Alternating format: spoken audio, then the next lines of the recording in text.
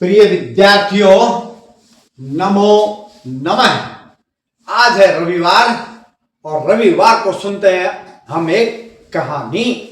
तो आज की कहानी का जो शीर्षक है वो है राजा और बकरे की कथा, यानी कि राजा और बकरे की कहानी।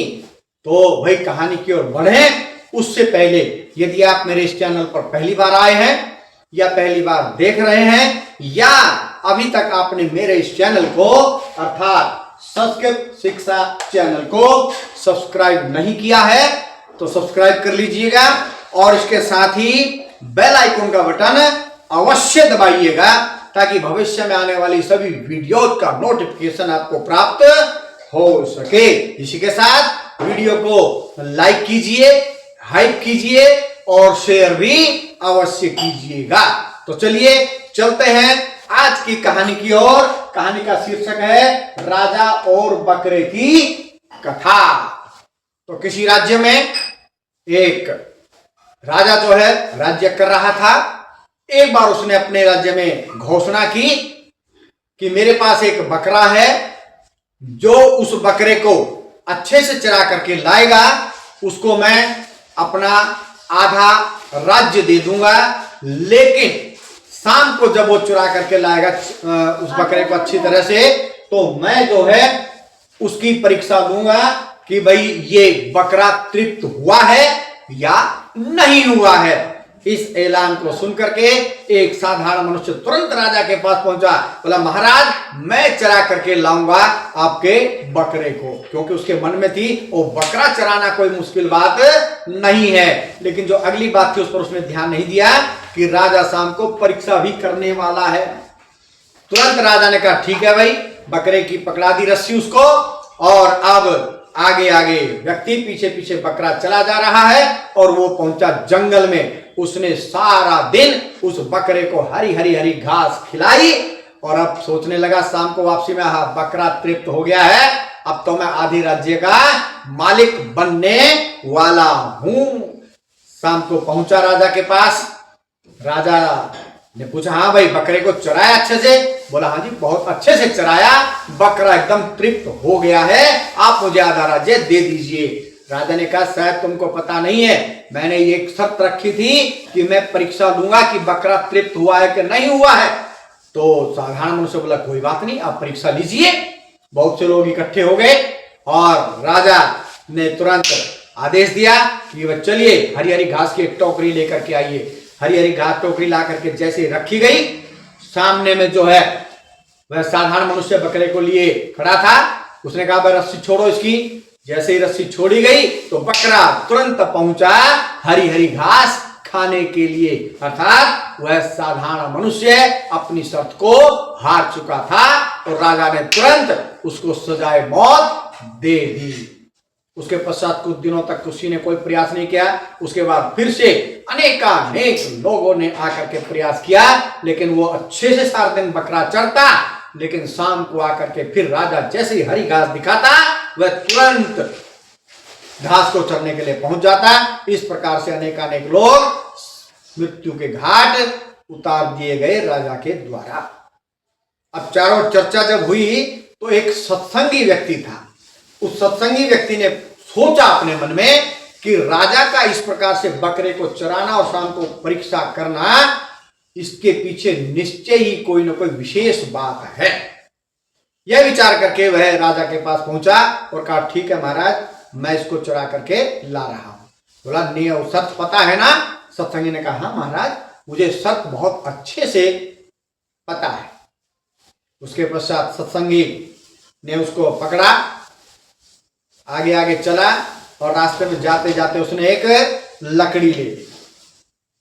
लकड़ी एक हाथ में बकरे को चराने के लिए रस्सी से पकड़ करके बकरे को ले जा रहा है। जैसे जंगल में पहुंचा है, वो जो रस्सी है वो बकरे के गले में उसने बांध दी है ताकि ये चर सके। लेकिन अब ध्यान दीजिएगा आप भी, लेकिन जैसे ही वह बकरा हरी हरी घास चरने के लिए पहुंचा, उस सत्संगी ने जोर से उसके मुंह पर एक लाठी दे मारी, जोर से एक लाठी दे मारी।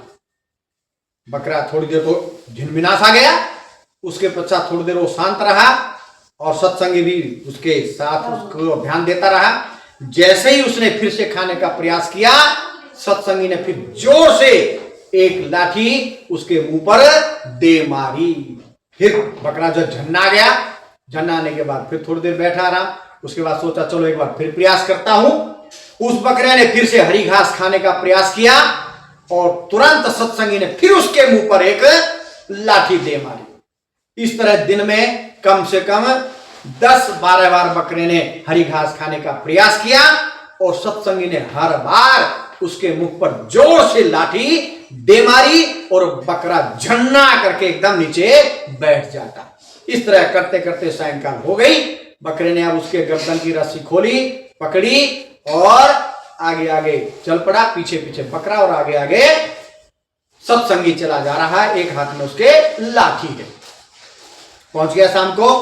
महाराज इंतजार में था ही। महाराज ने कहा हाँ दिन चराया? बोला हाँ, बहुत सारे दिन इसको मैंने आज बहुत चराया है। तो राजा ने कहा परीक्षा ली जाए। सत्संगी ने कहा महाराज आप परीक्षा लीजिए, कोई आपत्ति नहीं है, लेकिन मेरी भी एक प्रार्थना है। बोला हाँ क्या प्रार्थना है? बोला मैं भी जरा आपके साथ खड़ा रह सकता हूं, आपके पास खड़ा हो सकता हूं? राजा ने कहा हाँ क्यों नहीं खड़े हो सकते, आइए मेरे पास खड़े हो जाइए। तो जो सत्संगी था वो भी लाठी लेकर राजा के पास खड़ा हो गया। दूर बकरा है। राजा ने आदेश दिया, हरी घास की टोकरी आ गई। बकरे को रोज खाने की आदत तो थी, लेकिन आज जैसे ही हरी घास की टोकरी रखी गई, दूर बकरे ने हरी घास की टोकरी देखी, लेकिन आज उसको हरी घास की टोकरी नहीं दिखाई दे रही थी, बल्कि उस सत्संगी के हाथ में रखी हुई लाठी दिखाई दे रही थी। क्यों? क्योंकि सारा दिन जब भी उसने घास खाने का प्रयास किया था तो उस सत्संगी ने उसके मुंह पर जोर से एक लाठी मार दी थी। तो अब घास भी दिख रही है उसको, लाठी भी, लेकिन आज घास की तरफ ध्यान नहीं है उसका। आज उसका ध्यान है लाठी की तरफ और वह अपने स्थान से टस से मस नहीं हुआ। बकरा वहीं पर खड़ा रहा। राजा ने सत्संगी से कहा बिल्कुल ठीक, बिल्कुल ठीक, आज तुमने बकरे को बहुत अच्छे से चराया है। चलो मैं तुमको अपना आधा राज्य देता हूं अपनी शर्त के मुताबिक, और आधे राज्य के साथ साथ मैं अपनी राजकुमारी का विवाह भी तुम्हारे साथ कर देता हूं।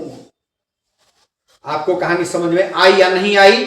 इसके आगे थोड़ा ये मैंने लिखे हैं, सब देख रहे हैं आप? बकरा, बकरा चराने वाला सत्संगी, राजा और लकड़ी, ये किस बात के सूचक हैं इसको जरा मैं लिख रहा हूं, आप ध्यान दीजिएगा। जो बकरा है वो है हमारा मन। बकरा जो है वो है हमारा मन, और यहां जो सत्संगी है बकरा चराने वाला, ये कौन है? ये है जीवात्मा, यानी कि आप और हम सभी जीवात्मा। और ये जो राजा है ये कौन है? राजा है परमात्मा। राजा है परमात्मा। और ये जो लकड़ी है, ये लकड़ी क्या है? ये लकड़ी है हमारा विवेक।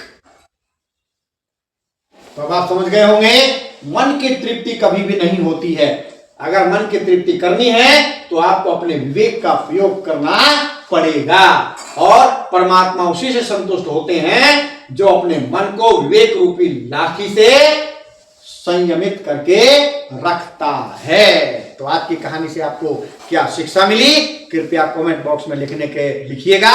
मिलते हैं अगले रविवार को एक नई कहानी के साथ। तब तक के लिए जयतु सुर भारती।